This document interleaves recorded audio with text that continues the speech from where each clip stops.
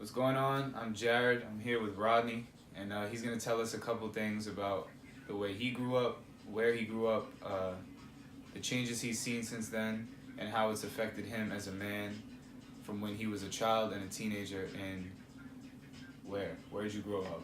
I grew up in Brooklyn, New York. What specifically? Like, where did you grow up? What neighborhood? I grew up in Crown Heights, Brooklyn, which was, when I was there, it was mostly African American, some Jewish people, and I would say a few Spanish people. So, how would you say that such a diverse neighborhood in a very diverse time helped to define who you are? Well, the time where I was growing up in that neighborhood, it was a very tough neighborhood. So you had to more or less figure out from early what you were going to do with yourself. I personally saw about maybe 5 people get killed. So I knew from day one that wasn't a lifestyle for me. I knew I needed better than that. I dreamed bigger than the neighborhood. And I just knew I had to get out of there. So I knew from day one I had to get something better than where I was. So you would say that it helped you to age a lot faster than most people would ever have to imagine, right? Absolutely. I mean, I remember I was outside playing with my friends one day, football, and guys were coming down the block shooting at each other. On another occasion we were playing stoop ball, which was a game we played back then, and a guy was getting stabbed like 10 feet in front of me and died in front of my house. So how often do you go back to visit that, and does your past experience affect how you embrace the neighborhood now, since you've had such a traumatic experience there, but also it was where you grew up? Well, regardless of everything that happened in the neighborhood, little things like being in my backyard, hearing the birds, having a few friends in the neighborhood, and overall, just there were good people in the neighborhood.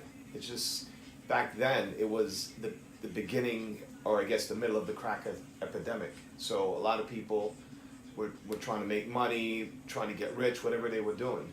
That was my lifestyle, so it didn't include me or my family. So I knew we weren't part of that. It shaped me because I knew I had to get out of there.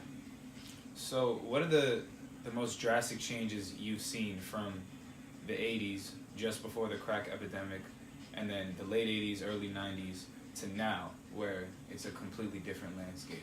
Well, driving through the neighborhood, when I do go back, what I can tell you is that there are more businesses there now. There are more banks. The buildings aren't as dilapidated. The buildings aren't as abandoned as they used to be back then. So there is some restructuring of the neighborhood. But overall, you can still tell it's a poor neighborhood.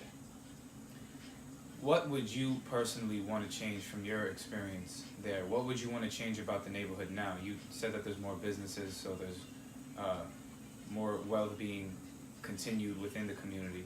So what's something that you would want, if you had the ability, or just now, just to either revitalize your neighborhood or just change something small that is personal to you or something you feel compassionate about?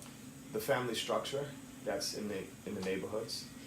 A lot of these families don't have structure, and if you don't have structure, their kids aren't going to go to school and do well, or their kids aren't going to have a drive to go to school at all.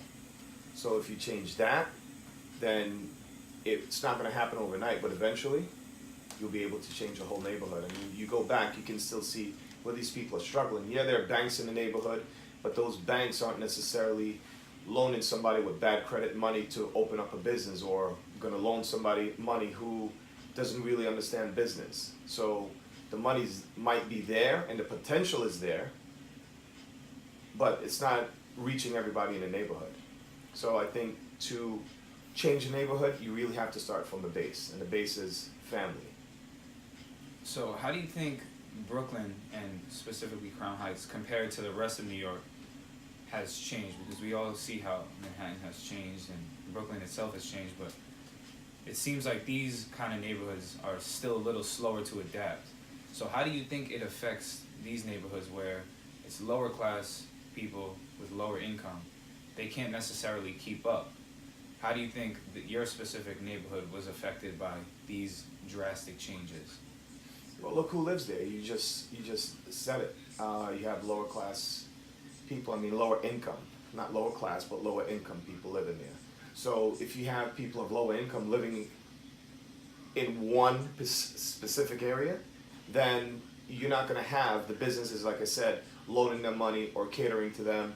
Not even, we don't see it this way, but the truth of the matter is not even the police department is going to be as proactive in these neighborhoods.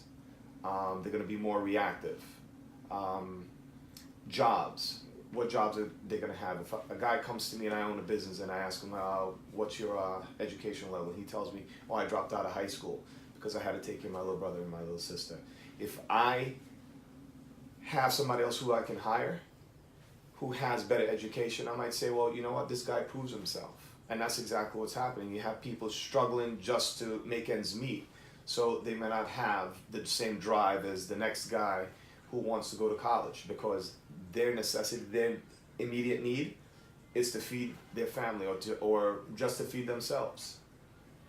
Yeah, it's something that these kind of stories are just not necessarily told because they're the old New York, the old Brooklyn. They're just not discussed as much because the glamour, it all goes to Manhattan and some of the other boroughs, but things aren't always the same. So these are the kind of stories that we want to tell. This is my guest, Rodney, who's talking about old Brooklyn. I'm Jared. Thank you for watching.